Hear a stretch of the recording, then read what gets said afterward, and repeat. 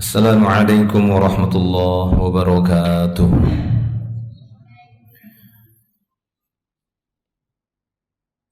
Innal hamdalillah nahmaduhu wa nasta'inuhu wa nastaghfiruh wa na'udzu billahi min shururi anfusina wa sayyiati a'malina. Man yahdihillahu fala mudhillalah wa man yudlil fala hadiyalah. Ashhadu an la ilaha illallah wahdahu la syarika lah wa ashhadu anna Muhammadan abduhu wa rasuluh. Allahumma salli wa sallim ala Rasulillah Muhammadin sallallahu alaihi wasallam wa ala alihi wa ashabihi wa man tabi'ahum bi ihsanin ila yaumiddin. Amma ba'd. Ma'asyiral muslimin wal muslimat rahimani Allah wa iyyakum ajma'in. Alhamdulillah, kita bersyukur kepada Allah Subhanahu wa taala atas segala nikmatnya. Pada kesempatan malam hari ini kita dapat berkumpul kembali menghadiri majelis ilmu ini. Allah Subhanahu wa taala mudahkan segala urusan kita, melapangkan waktu kita dan meringankan langkah kaki kita untuk menghadiri majelis ilmu ini. Kita harapkan agar kehadiran kita dan duduknya kita di majelis ilmu ini akan mendapatkan sakinah dari Allah Subhanahu wa taala, sakinah, kemudian rahmat Allah, dan termasuk orang-orang yang disebut dan dipuji oleh Allah di hadapan malaikatnya. Wa nas'alullaha ilman nafi'a wa rizqan thayyiba wa amalan mutaqabbala. Tak lupa pula kita terus meminta kepada Allah, senantiasa meminta kepadanya agar kita diberikan ilmu yang bermanfaat, rezeki yang luas dan yang thayyib, serta diterima amal kebaikan kita. Allahumma amin. Kita akan membahas kembali kisah-kisah ghaibiyah dari hadis-hadis Nabi sallallahu alaihi wasallam. Kita masuk di al-qissatul hadiyata asyrah, di kisah yang ke-11. Pada kisah yang ke-11 ini beliau memberikan judul tentang awwalu zamratin tadkhulul jannah. Dalam hadis ini nanti akan kita dapati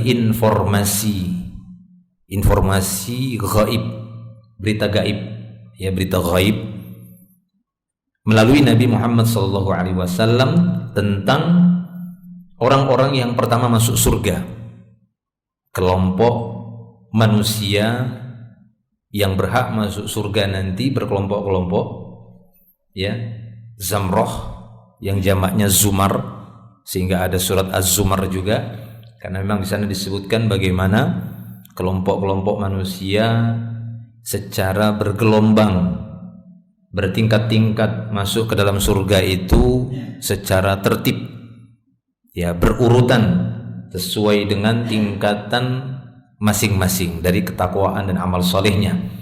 Taib. Ya, jadi setidaknya nanti pada pembahasan kita ini, pada hadis yang akan kita bahas ini, memuat dua garis besar. Ya, dari informasi ghaib tersebut, berita ghaib tersebut dari Nabi sallallahu alaihi wasallam, karena beliau tidaklah berbicara melainkan berdasarkan wahyu. Wa may yantiqu 'anil hawa in huwa illa wahyu yuha. Tidaklah ucapan Nabi itu berdasarkan hawa nafsu saja, tapi beliau berbicara, bertutur kata itu berdasarkan wahyu dari Allah Subhanahu wa taala, termasuk apa yang akan beliau sebutkan dan kita bacakan nanti hadisnya, ya, berikut ini. Ya, ini intinya secara garis besar hadis ini nanti akan memuat dua hal, yaitu informasi ataupun berita tentang kelompok pertama kali yang masuk surga, ya, serta kenikmatan yang mereka dapatkan. Bagaimana sifat-sifat mereka nanti pun akan kita jelaskan. Ya, di sini ada beberapa faedah, ahkam wal fawaid yang disebutkan oleh penulis. Taib. Jadi kata beliau di pendahuluan ataupun tamhid bahwa hadal hadis, ta'rifun bil kamilina min hadhihi al-ummah alladhina yadkhuluna al-jannah qabla ghairihim wa bayanul hal allati yadkhuluna al-jannata 'alaiha. Setidaknya hadis ini akan memperkenalkan atau memberikan ciri-ciri, mendefinisikan kepada kita tentang orang-orang yang sempurna pada umat ini. Jadi kita tidak pungkiri di antara hamba-hamba Allah Ta'ala yang beriman ada yang paling sempurna imannya. Itu ada. Ada yang betul-betul mereka mendominasi dalam hal iman. Walaupun bahasa lainnya tidak ada manusia yang sempurna, nggak memiliki kesalahan. Ya itu betul. Tapi bukan berarti dengan makna tidak ada manusia yang sempurna kemudian nggak ada orang yang paling kuat imannya. Ya ada. Di antara sekian banyak hamba-hamba Allah Subhanahu wa Ta'ala sepanjang zaman, dari orang-orang yang awal masuk Islam bersama Nabi SAW, di antara mereka pun kita dapati dari Nabi kita sallallahu alaihi wasallam, beliau menyebutkan di antara mereka ada yang lebih afdal, lebih aqwa dibandingkan yang lainnya. Itu akan kita dapatkan. Apalagi perbandingannya umat Nabi secara keseluruhan dari awal Islam sampai nanti yang hidup di akhir zaman. Jelas kalau kompetisinya dengan jumlah yang lebih banyak itu memungkinkan untuk diperlombakan, untuk dinilai. Apalagi dahulu jumlah kaum muslimin yang masih sedikit. Ya, ketika Nabi SAW wafat, kurang lebih jumlah para sahabat ada 100 ribuan jumlahnya. Tapi kita dapati dari Nabi kita SAW, beliau menyebutkan tentang fulan, tentang ciri-ciri yang lebih utama. Nah demikian. Jadi ada di tengah-tengah umat ini orang-orang yang akmal, ya, akmalul ummah, sesempurnanya umat, imanan wa amalan, baik itu dari sisi keimanan dan amal-amal mereka memang lebih utama, sehingga layak bagi mereka untuk memasuki surganya nanti yang pertama kali. Bagaimana ciri-ciri mereka, keadaan mereka saat memasuki surga nantinya, nanti akan kita dapatkan di sini. Sehingga kata beliau sini, hadis ini mengenalkan tentang orang yang sempurna dari umat ini, yaitu mereka yang masuk ke dalam surga sebelum yang lainnya. Jadi mereka duluan nanti masuk surga dibandingkan umat Nabi Muhammad SAW secara umum.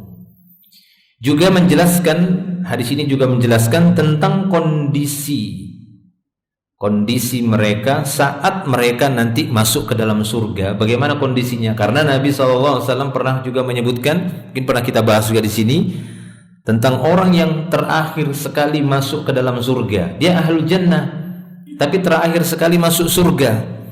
Dan Nabi SAW juga menyebutkan keadaannya, kondisinya ketika masuk surga dalam keadaan apa? Merangkak. Dalam keadaan merangkak, lalu tubuhnya ya kondisinya hitam legam, gosong bahasanya. Ya, hitam legam ataupun gosong. Mereka dijuluki atau dinamai nanti sebagai ahlul jannah jahannamiyun. Mereka dikatakan penduduk surga tapi mantan jahannam. Nah, itu dia. Nah, ini kalau orang-orang yang belakangan terakhir sekali, yang setelah itu tidak ada lagi yang akan keluar dari neraka. Tidak ada lagi ahlus surga, ahlul jannah yang tersisa di dalam neraka. Yang tersisa hanyalah orang-orang yang abadi selama-lamanya. Karena maut nanti dimatikan, maut dilenyapkan oleh Allah Ta'ala seperti pembahasan yang sudah berlalu. Taib. Kita bacakan hadisnya para jemaah Allah Subhanahu wa Ta'ala. Ya, kita akan melihat ciri-ciri ataupun kondisi orang yang pertama masuk surga nanti, dan mereka orang-orang yang memiliki kesempurnaan ya dengan karunia Allah Subhanahu wa Ta'ala. Makna mereka sempurna bukan berarti mereka tidak memiliki kesalahan, bukan itu pemahamannya, tapi mereka lebih baik dibandingkan umat secara keseluruhan dari umat Nabi Muhammad SAW sepanjang zaman sampai akhir zaman. Nah, kita lihat teks hadisnya. Ya, kita berusaha ya, berharap dan bercita-cita, dan tidak boleh putus asa. Jangan hanya karena kita melihat, aduh saya kayaknya nggak mungkin. Ya, walaupun ada perasaan demikian, tapi tetap teruslah berikhtiar. berusaha, bercita-cita, berdoa, semuanya kita lakukan. Jelas ya? Ya, jangan kita justru tertipu dengan was-was syaitan yang membisikkan nggak mungkin. Dan jangan pula kita terjebak dengan was-was syaitan yang lainnya. Udah pasti kamu, apalagi yang kurangnya. Nah, jangan. Artinya jangan kita masuk dalam jerat-jerat syaitan. Terus berikhtiar, walaupun ada rasa cemas, ada rasa khawatir kita nggak masuk dalam golongan yang dibahas ini misalnya. Mungkin nggak saya? Ya usaha saja terus. Berdoa kepada Allah Subhanahu wa taala. Tidaklah seorang hamba berdoa melainkan itu bukti bahwasanya dia berharap untuk mendapatkan apa yang dia minta. Maka mintalah surga. Mintalah dimasukkan ke dalam golongan orang-orang yang paling utama pada umat ini bersama Nabi Muhammad sallallahu alaihi wasallam. Nah, dari Abu Hurairah radhiyallahu an, dia berkata, qala Rasulullah sallallahu alaihi wasallam. Rasulullah sallallahu alaihi wasallam telah bersabda, awwalu zumratin talijul jannah suratuhum ala suratil qamar lailatal badar. Nah, ini kata Nabi SAW, kondisi orang yang pertama nanti masuk surga, kelompok pertama, zumrah, ya, zumar. Jadi kata beliau sallallahu alaihi wasallam, awwalu zumrah, kelompok pertama yang akan masuk surga, suratuhum, rupanya mereka, tahu rupa ya? Rupa bukan rupa-rupanya rupa gitu ya. Apa bahasa lainnya itu? Paras wajahnya, penampilannya, casingnya. Nah, begitulah tampilan mereka. Ya, bagaimana tampilan mereka? Terlihatnya mereka suratuhum, kata beliau, ala suratil qamar, itu seperti tampangnya bulan di malam bulan purnama, Lailatul Badar. Ya, pernah melihat bulan sempurna, bulat, cahayanya yang begitu terang dan indah, sampai kalimat-kalimatnya dimasukkan dalam sajak puisi-puisi pujian. Wajahmu bak rembulan purnama, kan begitu ya. Nah, seperti itu, saking terasa indahnya. Begitulah Nabi SAW mendekatkan pemahaman, walaupun nanti bagaimana hakikatnya jelas itu sangatlah indah ya. Karena kalau kita melihat benda-benda langit yang diciptakan oleh Allah Subhanahu wa taala pada waktu malam hari, di malam yang gelap, ya, kita dapati memang bulan termasuk bagian benda langit ataupun planet bahasanya, kaukab, itu yang paling bercahaya, ya atau tidak? Dia yang paling bercahaya. Beda kalau siang hari, matahari, ya itu jauh beda dengan bulan. Ya, sifat yang dipancarkan dari matahari dan bulan itu kan beda. Kalau matahari memang terang, tapi buat gerah, buat panas, buat kering kerontang, ya itu tidak? Iya, seperti itu. Beda dia dengan bulan. Ya, dia berada di waktu malam, memang sangat dibutuhkan juga.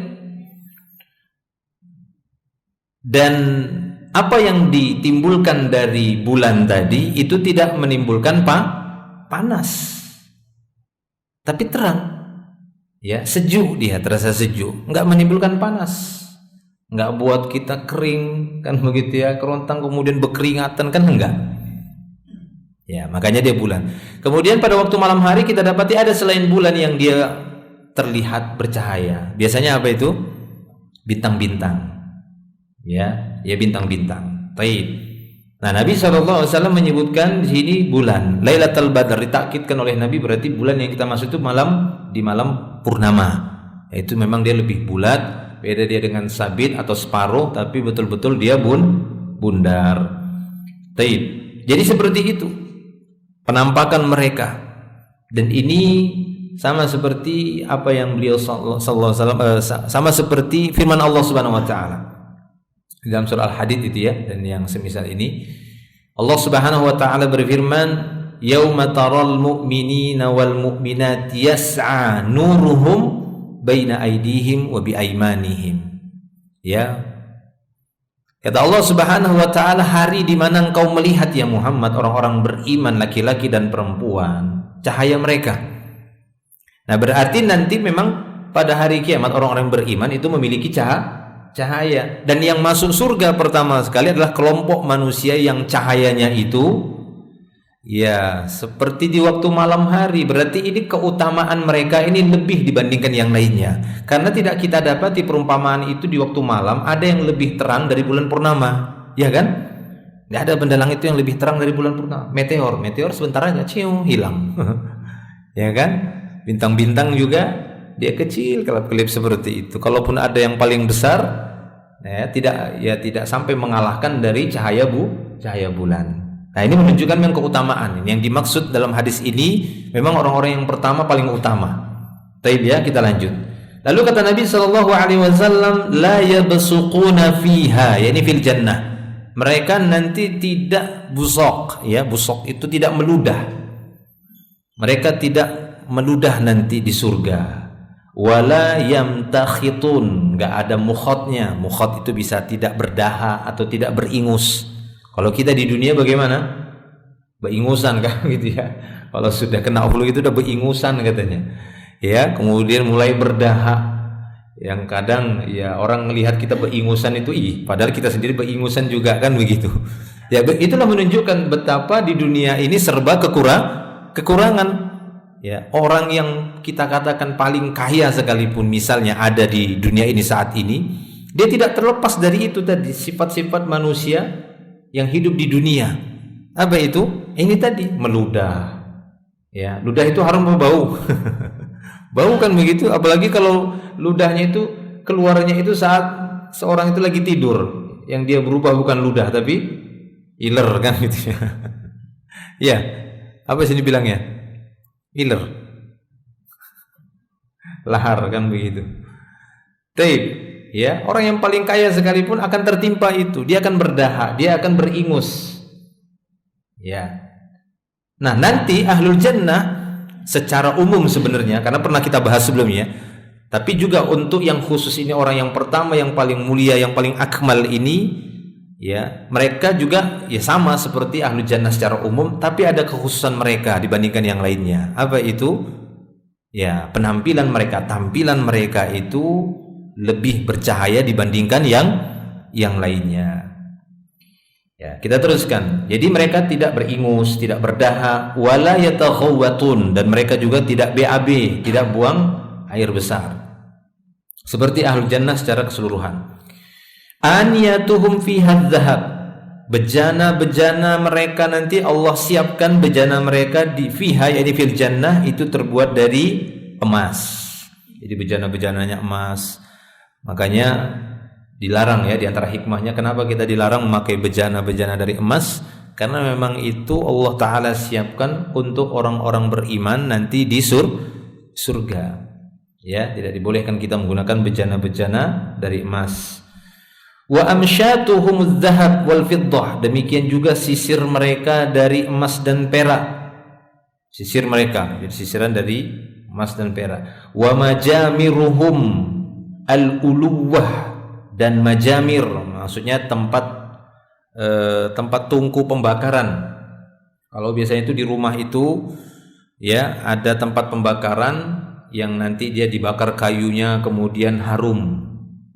Ya, itu bisa juga maksud majamir itu. Karena uluwah ini adalah jenis kayu yang memang kalau dibakar dia harum. Dia untuk mengharumkan ruangan, bukhur. Ya, seperti yang disebutkan di sini, al-uluwah al-'ud alladhi yatabakhtar atau yatabakhkhar, ya. Yatabakhkharu bihi, yani 'ud. Makanya kalau ada 'ud itu kayu sebenarnya. Kalau antum ke Saudi itu terkenal itu ya, parfum 'ud katanya. Gitu ya. Ada 'ud, dikasih itu berbagai macam jenis 'ud, karena dia dari kayu. Dari kayu apa? Kalau biasanya banyak juga diambil kayunya itu dari Indonesia. Kayu apa namanya itu? Cendana, seperti itu ya. Nah, kayu-kayu yang harum lalu diproses untuk campuran parfum. Taib. Jadi tungku tempat pembakaran mereka itu dari kayu yang harum. Wa rashhuhumul misk, demikian juga keringat mereka itu ya seperti kesturi. walikulli wahidin minhum zaujatani, dan masing-masing mereka, khusus ini nanti untuk orang yang pertama kali masuk surga dengan wajah rembulan yang cahayanya sangat cerah ini, khusus untuk mereka, masing-masing mereka nanti mendapatkan 2 istri. Ya, mendapatkan 2 istri. Jadi para ulama membedakan antara istri dan bidadari. Ya, istri dan bidadari. Kalau bidadari memang khusus makhluk yang Allah ciptakan di surga, itu bidadari, hurul ain. Sementara istri itu mungkin kan dari kalangan memang ahlu dunia. Ya, karena nanti semua dinikahkan. Enggak ada yang namanya bujangan, nanti itu dinikahkan semuanya. Yang belum pernah merasakan nikah misalnya, terus dia meninggal, karena kan ada yang meninggal sebelum menikah, ada atau tidak? Ada banyak yang meninggal itu masih anak-anak. Udah menikah atau belum mereka? Belum ada pasangan mereka. Dan nanti Allah pasangkan di sana. Ya, diberikan pasangan. Apalagi kita dapati Allah Ta'ala dan Nabi-Nya SAW ketika menyebutkan tentang para wanita banyak jumlahnya. Ya atau tidak? Banyak jumlahnya. Yang paling banyak memenuhi neraka kalangan laki-laki itu perempuan. Sampai-sampai para wanita tanya, kenapa ya Rasulullah, kok kami paling banyak di neraka? Apa jawaban Nabi? Yakfurnal ashir, karena memang kalian paling sering kufur sama suami. Nah begitu. Tapi ini jangan dijadikan alasan gitu ya. Kalau gitu supaya saya tidak menjadi wanita penduduk neraka, saya tidak usah nikah di dunia. Karena potensi, ya, ciri-ciri yang paling banyak, wanita yang paling banyak memenuhi neraka itu karena apa? Kufur sama suami. Lalu dia berpikir, gimana caranya supaya nggak kufur sama suami? Berarti nggak usah nikah, nggak usah punya suami. Nah salah seperti itu pemikirannya. Ya, bukan seperti itu yang diinginkan. Tapi tetaplah menikah, kemudian taatlah kepada suami. Jadi itu saja kata Nabi sebabnya. Kenapa banyak wanita memenuhi neraka? Kata Nabi, ya memang wanita-wanita tersebut bukan masalah sholat, bukan mereka nggak sholat, nggak puasa, bukan nggak haji, bukan, tapi kufur terhadap suami, kata Nabi Sallallahu Alaihi Wasallam. Taib ya, kita lanjutkan di sini. Jadi masing-masing mereka nanti akan mendapatkan 2 istri, ya, 2 istri. Karena itu tadi, karena jumlah wanita memang lebih banyak, ya, lebih banyak. Demikian juga penduduk surga itu nanti wanitanya, jumlah wanitanya kalau mau kita simpulkan gitu ya, istidlal dari hadis-hadis yang ada menunjukkan penduduk surga pun nanti banyak dari kalangan wanita. Belum lagi ditambah bidadari, karena nggak ada bidadara, yang ada bidadari, ya. Jadi banyak nanti pasangan laki-laki. Taib. Yura mukhusuqiha min wara'il lahmi minal husni. Saking cantiknya itu penduduk surga, wanita penduduk surga itu, saking cantiknya minal husn, saking cantiknya itu, ya, sehingga bisa terlihat tulang sumsum, ya, pada betisnya. Jika tersingkap betisnya, itu tulang sumsumnya, tulang dalamnya itu kelihatan, saking cantiknya begitu. Wah, itu bukan manusia kayaknya ya. Kalau kita lihat gitu, pernah lihat ikan itu yang bening tembus tulangnya, ya kan? Wah, mirip kayak gitu dia. Enggak ya. Tapi begitulah Nabi SAW mengungkapkan, saking cantiknya kata Nabi. Ya, istri yang diberikan nanti itu kepada awwaluz zumrah ini. Taib. La ikhtilafa bainahum, tidak terjadi ikhtilaf di antara suami istri ini nantinya. Apalagi mereka orang paling sempurna di semasa di dunia, berarti mereka orang yang paling kuat imannya, paling bertakwa kepada Allah. La ikhtilafa bainahum. Kalau kita semasa di dunia antara suami istri, wah, ikhtilaf terus. Ya kan? Banyak ikhtilafnya antara suami istri itu, sering sekali terjadi. Bahkan dalam permasalahan-permasalahan kadang kalau kita pikir itu tidak masuk akal. Oh, cuma misalnya masalah pintu aja bertengkarnya sampai seminggu misalnya. Ya, kenapa kok bertengkaran begitu? Ternyata diusut hanya gara-gara pintu. Ya, hanya gara-gara pintu saja. Mungkin pintunya bunyi ngok. Mas dikasih minyak? Iya. Kasih minyak, iya, bertengkar kan begitu misalnya sampai seminggu. Ada banyak potensi untuk bertengkar, tapi nanti tidak lagi. Di sana lakhtilafa bainahum, tidak ada lagi namanya berselisih, wala tabaghud, ya tabaghud, tidak ada lagi saling benci, enggak ada lagi. Apalagi ada ayat-ayat Allah Taala seperti di dalam surat apa itu ya, wa naza'na fi sudurihim min ghil, ya ikhwanan ala sururin mutaqabilin, kata Allah. Jadi bisa cek surat apa itu ya, di surah Al-Hijr enggak salah itu. Ya. Kata Allah Subhanahu wa taala, wa naza'na ma fi qulubihim wa naza'na ma fi sudurihim. Kami cabut dari dalam dada mereka ghil. Ghil itu segala bentuk penyakit hati, benci, ya, dongkol dan semisalnya. Makanya ada doa itu firman Allah Subhanahu wa taala mengajarkan kita doa, Rabbana ighfir lana wa li ikhwanina alladziina sabaquna bil iman wa la taj'al fi qulubina ghillan. Nah itu, jangan jadikan ya Allah penyakit dalam hati kami terhadap ikhwan kami. Nah itu bahaya. Jadi kita itu nggak senang terus ngelihat dia. Jangan, itu penyakit sebenarnya. Ya, orang nggak ada masalah kok dia. Kenapa nggak suka kita sama dia? Ya kan? Kecuali tadi dia orang bermasalah, ini nggak ada masalah tapi nggak suka kita sama dia. Itu penyakit.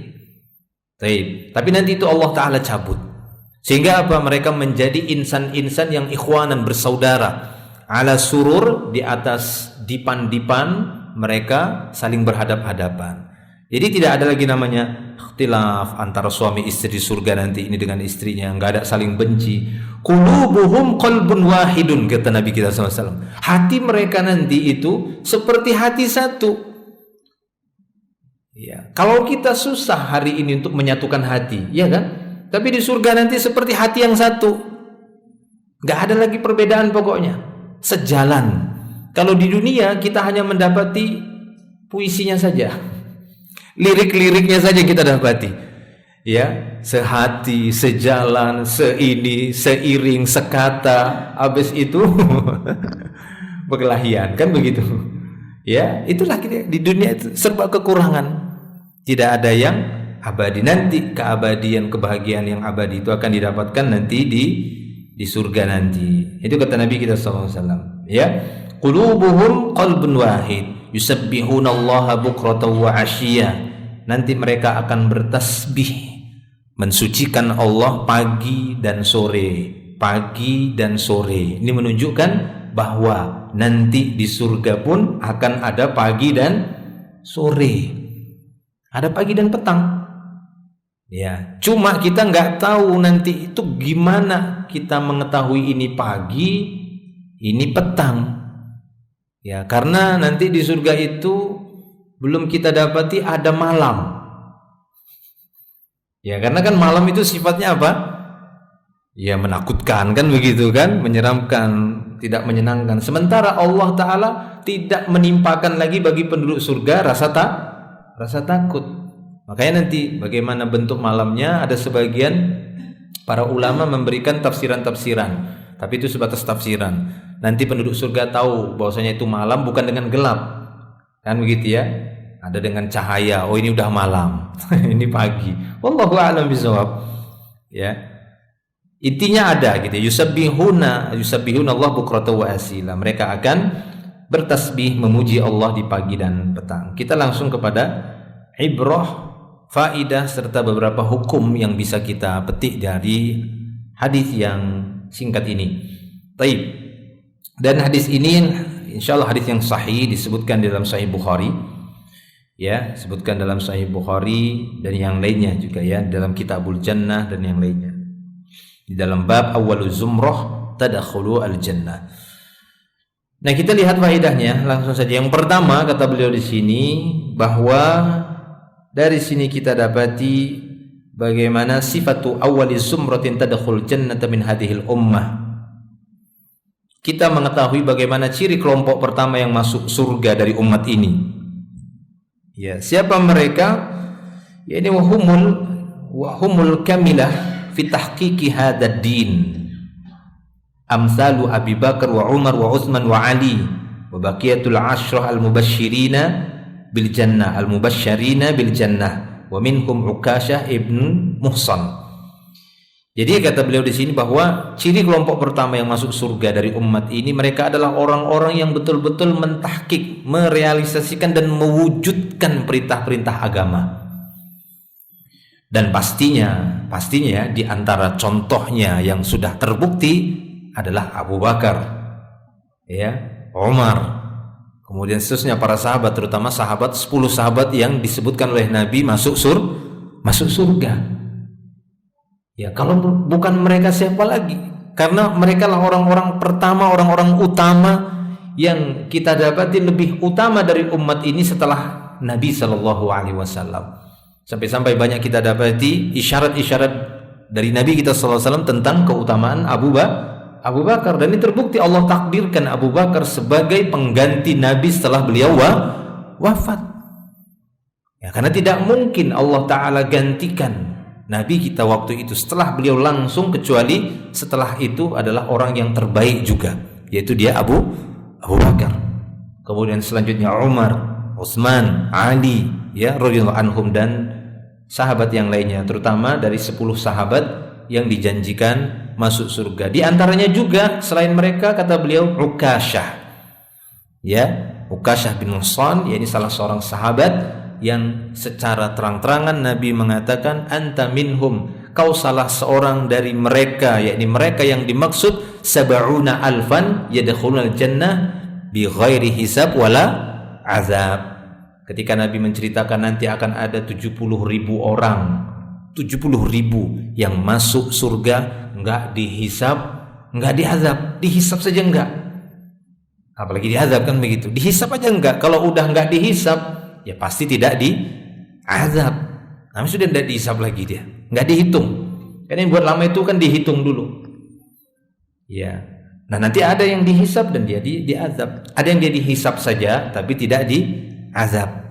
Tapi ini sama sekali mereka tidak dihisab, tidak azab. Maka memungkinkan 70.000 ini pun yang dimaksud nanti yang pertama masuk surga. Ketika beliau menceritakan ciri-cirinya 70.000 orang itu, ternyata Nabi menyebutkan poin-poin tentang tauhid, kuat tauhid mereka, tawakal mereka. Ya, taib. Nah, kemudian faedah yang lain yang kedua, kata beliau, jumlah kelompok itu adalah 70.000 orang. Jadi menurut para ulama bahwasanya awwaluz zumrah yang disebutkan dalam hadis ini itu connect dengan hadis-hadis Nabi yang menyebutkan nanti ada yang masuk surga tanpa hisab, tanpa azab, dan beliau menyebutkan jumlahnya 70.000 orang. Dan menurut para ulama awwaluz zumrah dalam hadis ini itulah mereka yang disebutkan jumlahnya 70.000 orang itu. Jadi kata beliau jumlah kelompok itu adalah 70.000 orang. Hal ini tidak ada pertentangannya bahwa jumlah mereka itu 700.000 orang. Ya, dalam beberapa hadis memang ada yang disebutkan sampai lebih dari 70.000 orang. Nah, maka ini tidaklah berbenturan. Ya, bukan kontradiktif kan begitu. Kok di sini 70.000 ini lebih dari 70.000? Tidak sama sekali. Artinya apa, kata beliau? 70.000 orang itu adalah mereka yang nanti wajahnya laksana bulan purnama, sedangkan sisanya lagi cahaya dari wajah mereka itu, ya, selebihnya dari 70.000 tadi, cahaya mereka itu bagaikan bintang-bintang. Cahaya mereka itu bagaikan bintang-bintang, seperti yang kita sebutkan tadi, bahwasanya di antara benda langit itu ada yang memang paling bercahaya, tapi ada yang di bawah dari cahaya, ya, bulan tadi, yaitu bintang. Bulan pun diantaranya ada yang dia bulan purnama, ada yang dia separuh, ada yang sabit. Nah, berarti nanti mereka juga bertingkat-tingkat, walaupun masing-masing memiliki cahaya. Nah, di sana ada sebuah hadis disebutkan dalam Sahih Bukhari dan Muslim. Nabi SAW bersabda, awwalu zumratin tadkhulul jannah ala suratil qamar lailatal badar walladzina ala atharihim ka ahsani kaukab dzurri fis samai idha'atan. Nah, ini dia jelas.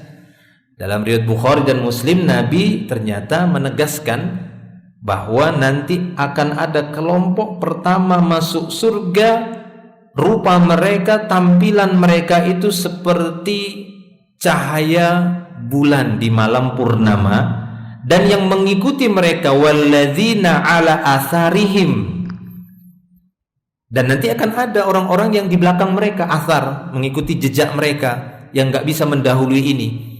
Ya, sebagaimana kita mungkin sulit untuk mengimbangi Abu Bakar, tapi mirip seperti dia, mengikuti jejaknya itu memungkinkan. Ya, itulah sering disebut dengan manhaj salaf.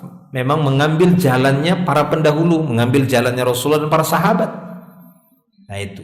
Kata Nabi walladzina ala atharihim, nanti akan ada orang yang mengikuti jejak mereka ka ahsani kaukabid durri. Cahaya mereka itu tidak sama seperti pendahulunya yang duluan, tapi mereka seperti bintang-bintang, bintang kejora. Ya, yang dia menghiasi langit indah. Ya kan, terlihat indah kan? Tapi tidak bisa mengalahkan rembulan. Paham ya dari situ? Itu kata Nabi kita SAW. Taib ya. Kemudian faedah yang lainnya ataupun yang ketiga, cahaya orang-orang yang masuk surga itu kuat. Ya, selain mereka cahayanya kurang darinya. Demikian itu karena cahaya tadi ada 70.000 lebih kuat daripada yang 700.000 orang selain mereka. Ya, jadi itu bukan pertentangan ya, ketika ini mana yang betul ini 70.000 atau 700.000 misalnya. Maka ketika hadisnya semuanya sahih, kita katakan bahwa 70.000 tadi yang dimaksud itulah golongan yang pertama, kemudian yang setelahnya itu adalah orang-orang yang kata Nabi dalam hadis tadi seperti ya kaukabin durri, ya seperti bintang-bintang.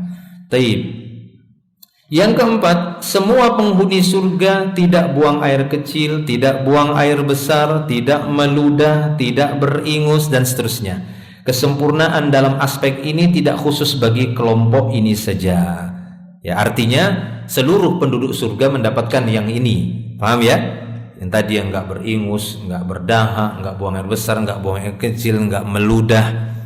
Ya, jadi Allah Subhanahu wa taala tidak hanya membersihkan jasmani ahlul jannah, tapi juga membersihkan ruhani ahlul jannah.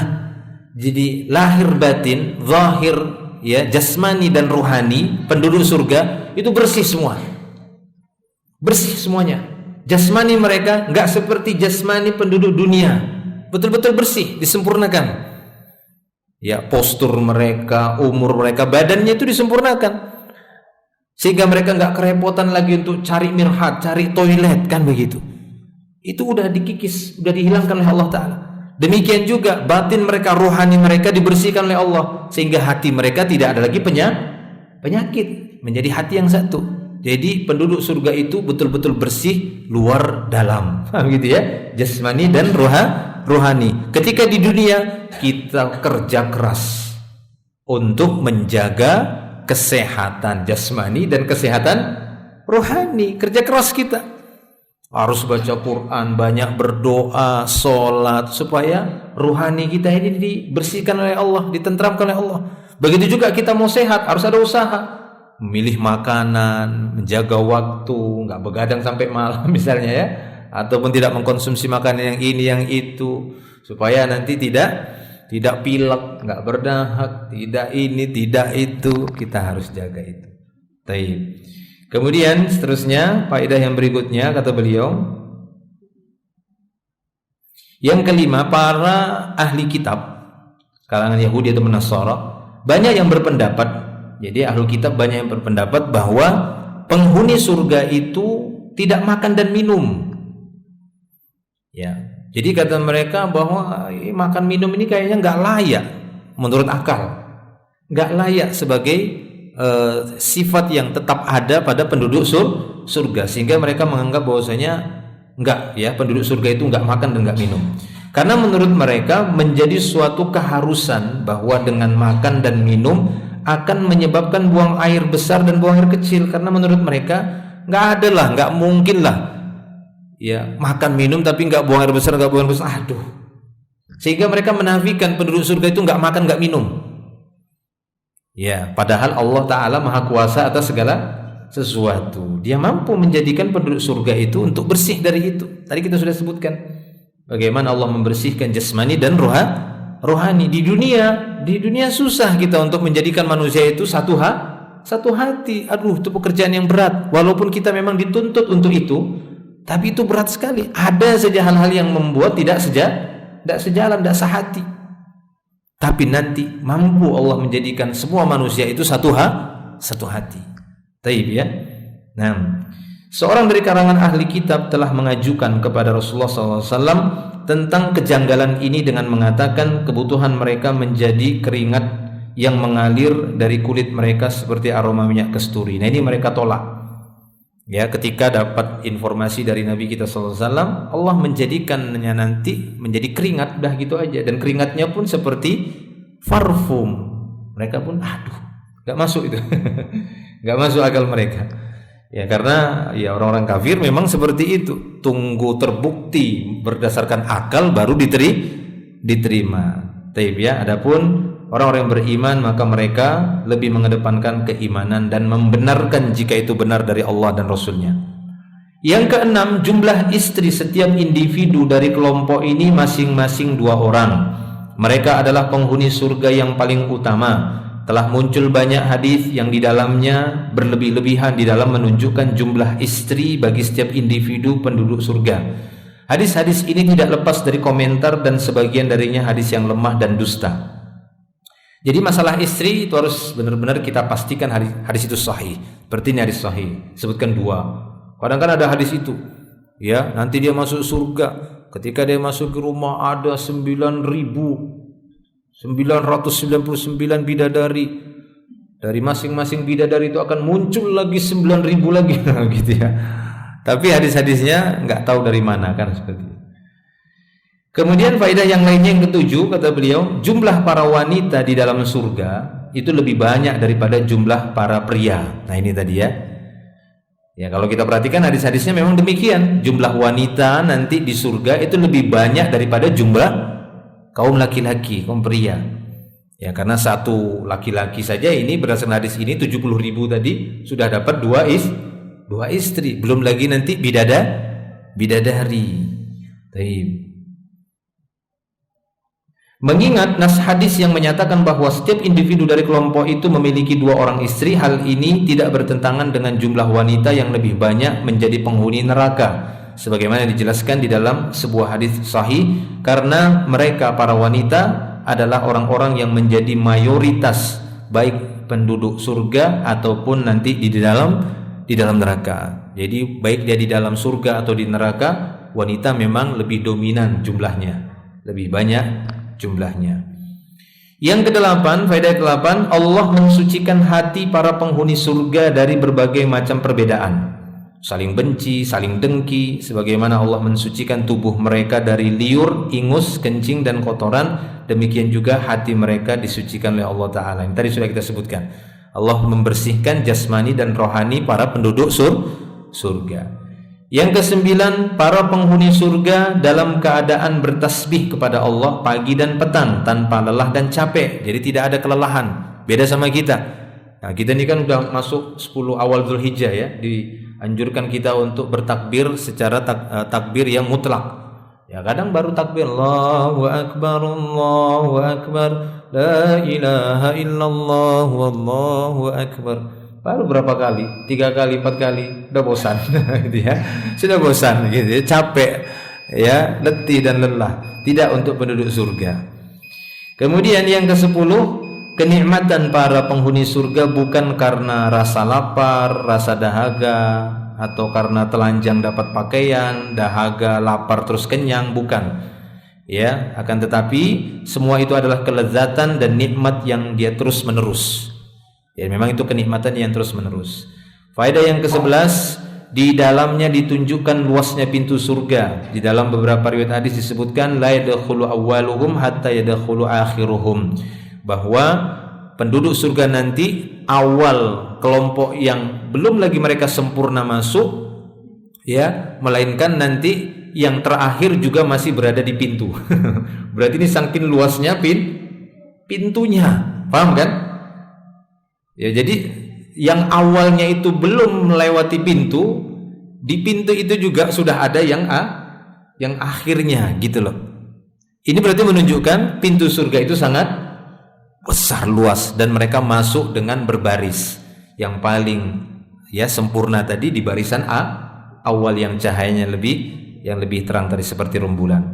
Yang ke-12, di dalam sebagian riwayat bahwa kelompok ini berbentuk ataupun seukuran bapak mereka Adam yang tingginya 60 hasta menjulang ke langit.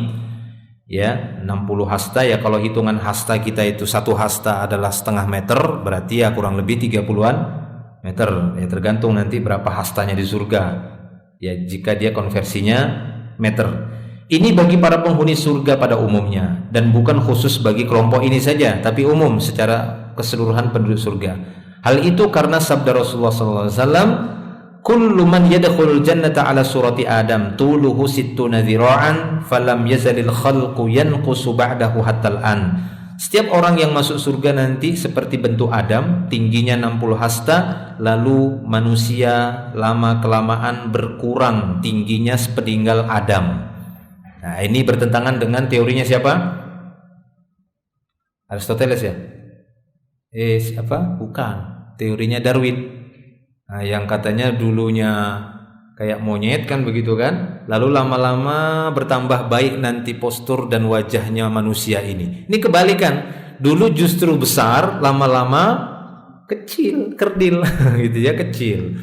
Nah, ini itulah namanya teori mereka, tapi ini wahyu dari Allah Subhanahu wa taala.